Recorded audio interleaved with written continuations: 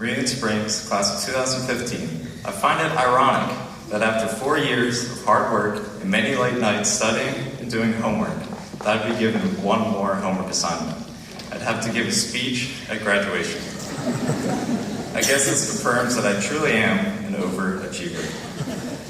When I found out that I had to give a speech, I figured I should do some research first. So I started out by learning a little bit about what a salutatorian is, and of course, like anyone else would do, I Googled it. Immediately, I found a definition, but it wasn't just any definition.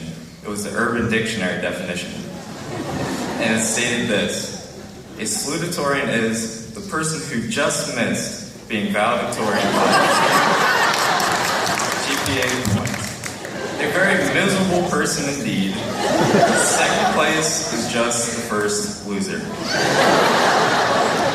With this boost of confidence, I decided that was all the research I needed. My original plan was to give a speech full of wisdom and advice to try to inspire all of you before you start this new chapter of your lives. But the more I thought about it, the more I realized how poorly qualified I am to give that kind of speech, considering I'm in the same position as you and have very little experience and wisdom to give. So I'll leave that task to our other speakers tonight, and I figured this would be a great opportunity for me to reflect on my high school career at Bermudian Springs. My high school experience was unique in more ways than one. I'm the youngest child in my family with 3 older brothers. Because of this, every teacher and sports coach knew me before I knew them. I've become accustomed to answering to not only my own name, but also all of my brothers' names. I never got to earn my own reputation because by the time I had to teach the class, my brothers had already established one for me. Then by the time my junior year rolled around, all of my brothers had graduated, and I thought to myself, finally, I don't have to deal with them anymore, and hopefully, eventually, I won't be referred to as Zach's little brother, or Adam's little brother, or worst of all, baby Stroup. I rarely got called Ben's little brother because he was so much older than me.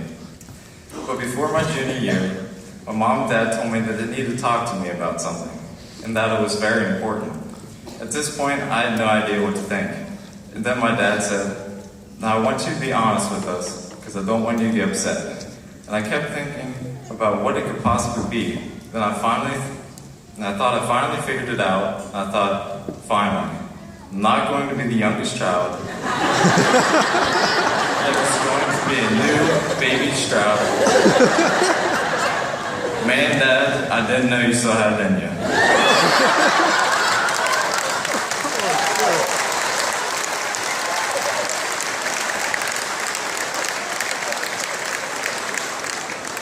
Unfortunately, this was not the case, and it turned out that my dad was given the opportunity to move from elementary school principal to high school principal since the Mr. Brown ship had finally sailed.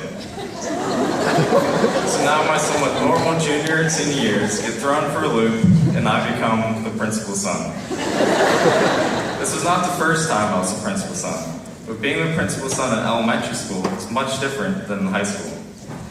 So now I'll answer the question that I've been asked so many times: what is it like having your dad as a principal?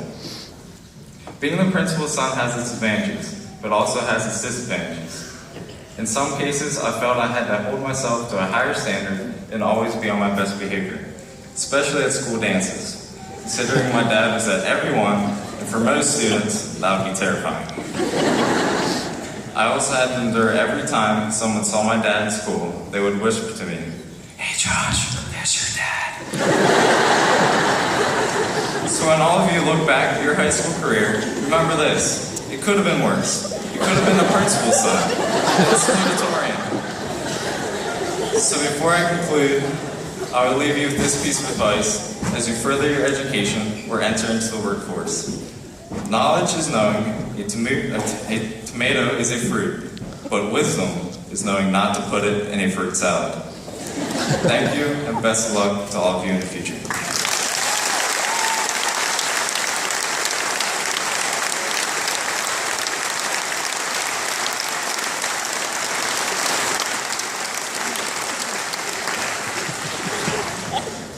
Where's Ryan Updike?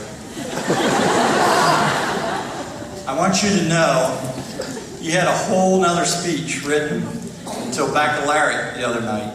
And Ryan said, Josh, you need to let your hair down a little bit when you give your speech. He wrote that speech in an hour and a half that Wednesday night, and yeah, I had to suffer the brunt of that. Now it's a privilege